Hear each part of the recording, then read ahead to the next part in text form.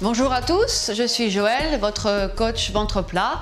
Je vais vous accompagner dans des vidéos sur donc la partie de la sangle abdominale. Nous allons tout d'abord vous expliquer comment travailler la ceinture, la sangle abdominale. Donc on va partir du bas, où vous avez ici le plancher pelvien.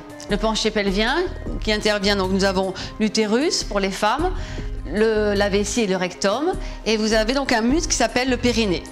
Un muscle que vous allez pouvoir travailler en contractant. Quand par exemple vous avez une envie pressante d'aller aux toilettes, vous devez contracter vos muscles, c'est ce qu'on va appeler le périnée.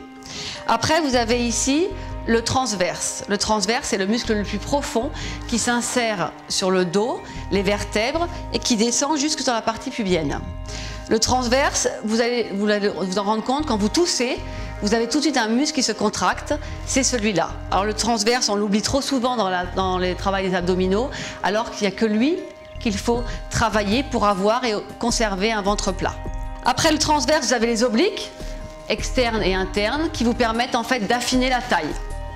Et enfin, vous avez le grand droit, qu'on appelle donc en couche superficielle, ce sont les tablettes de chocolat que vous voyez sur certaines personnes.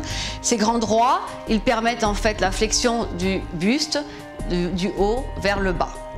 Dans nos exercices, nous allons travailler, on se concentrer vraiment du bas vers le haut, c'est-à-dire que dans tous les exercices, vous allez devoir contracter la partie basse, donc le périnée, puis le transverse, puis le gainage du ventre dans son ensemble.